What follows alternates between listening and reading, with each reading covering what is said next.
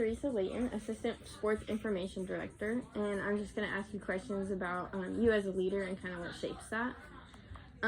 So what steps did you take to get into your leadership role?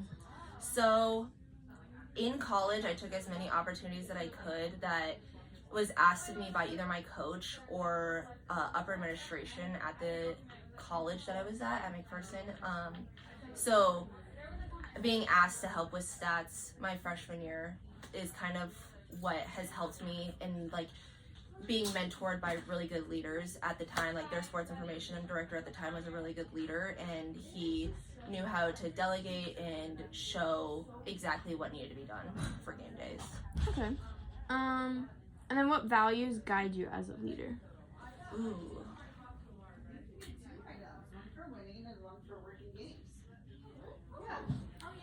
Sorry. Okay. Sorry, what was the question again? What values guide you as a leader? What values? Yeah.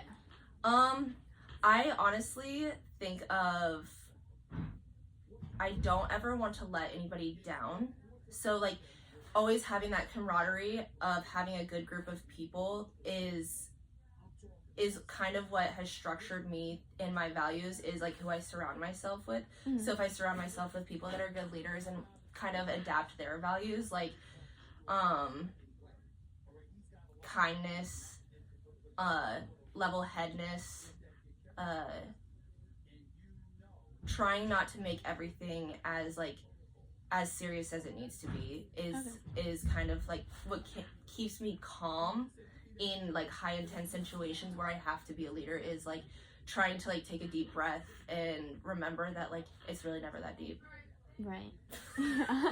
That was silly or a silly answer, but like I think that just like trying to be a level-headed person is kind of what makes my values in my like leadership. Yeah. Okay. How do you gain respect as a new leader? Mm-hmm. So it's really difficult, especially being a woman in sports, a young woman in sports. Yeah. I think that getting your stuff done at a high level makes people respect you. Doing things the right way makes you a good leader, especially young as a woman. Trying to keep that level-headedness, because that is a lot of what people say are issues with women in this position, and then also being extremely knowledgeable in the role that I'm in.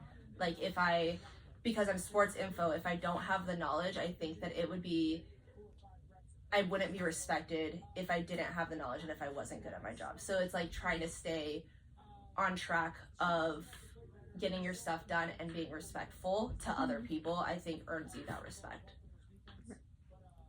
What do you want your followers to derive from you? That I'm kind. That's kind of what I've always based a lot of this conversation around, is being kind and being respectful to other people. I think that gets you really far. And that's what I want people to know, is that like I am kind. Yeah, I'm gonna just hit the nail on the head with that one. I'm just being kind is what I want to put my followers on. Right. This kind of, I guess you could probably go a little similar with this one, is just what sets you apart from other leaders. Ooh. I think that understanding. I think there's a lot of people that are in leadership roles that can't understand where other people are coming from.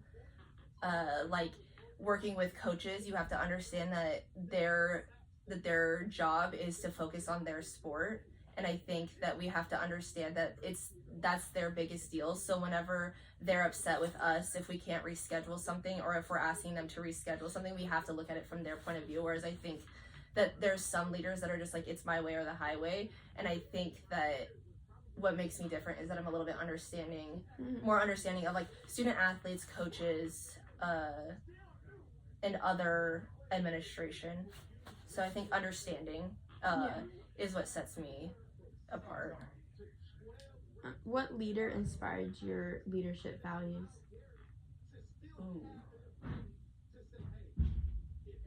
Honestly, Jessica Biegert, she is the volleyball coach here. She was my volleyball coach in college, and I think that she was a very strong woman, the leader in my life, especially developing me in college.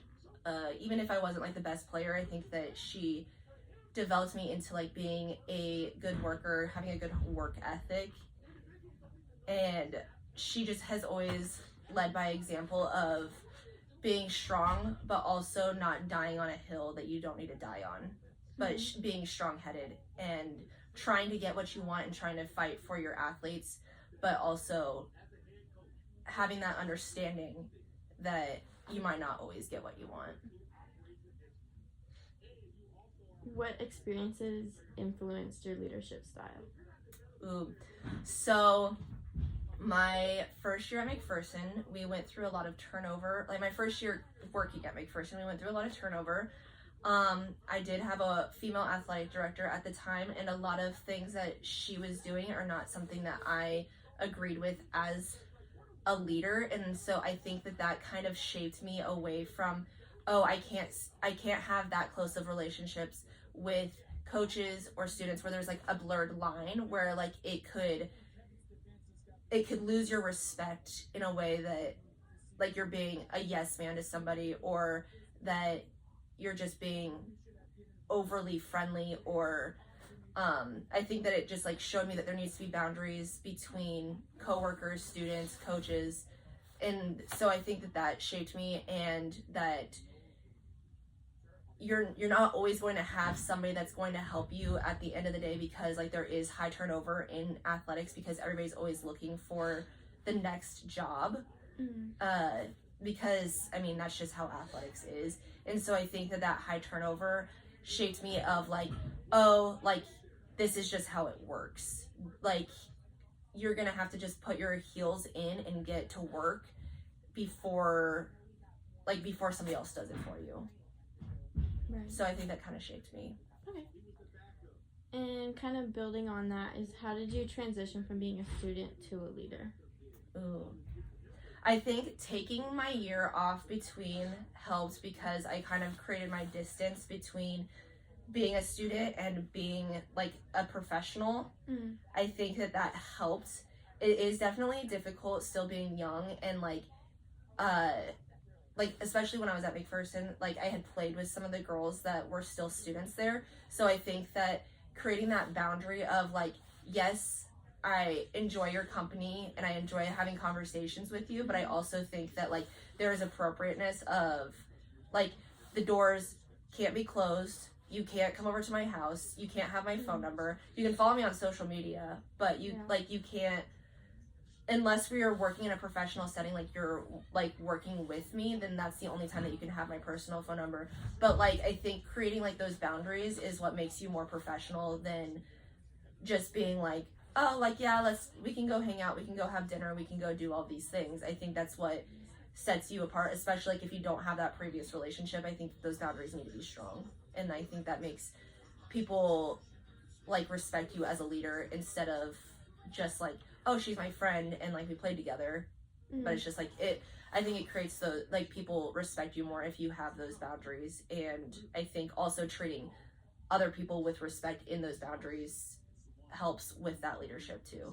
Yeah. What are your biggest leadership challenges?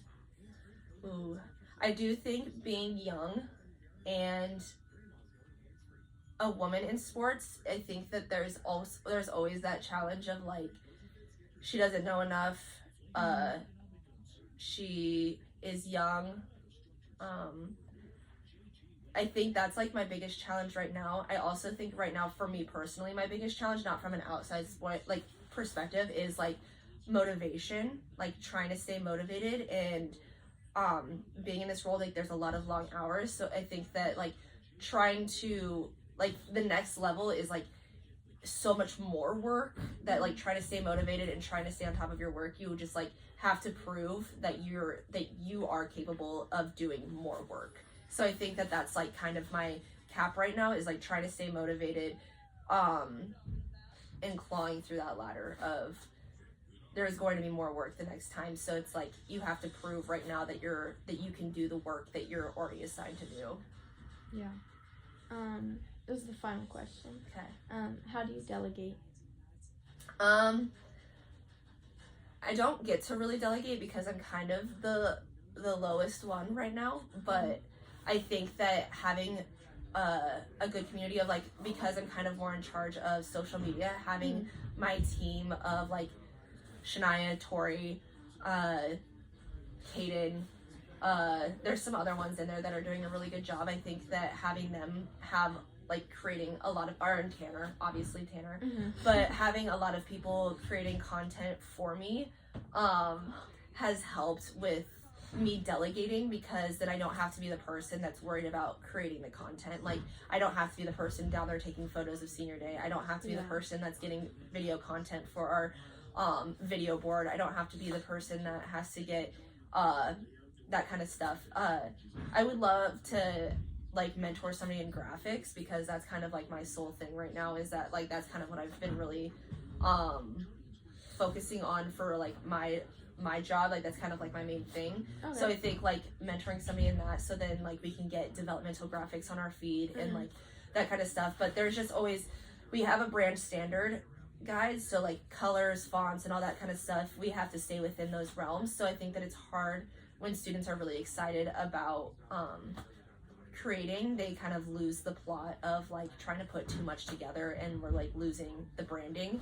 Okay. So I think that's kind of like the tough part about graphics, is like we can have people do videos and photos and stuff that stays within the brand, but like whenever there's graphics, we got to stay within the brand. And so I think that we got to like, it'd be fun to mentor somebody in that field. But delegating, I think just like letting them have free range of and creative freedom has been really good. So I think that that's kind of how I've delegated, is just like letting them have free range of their creative minds.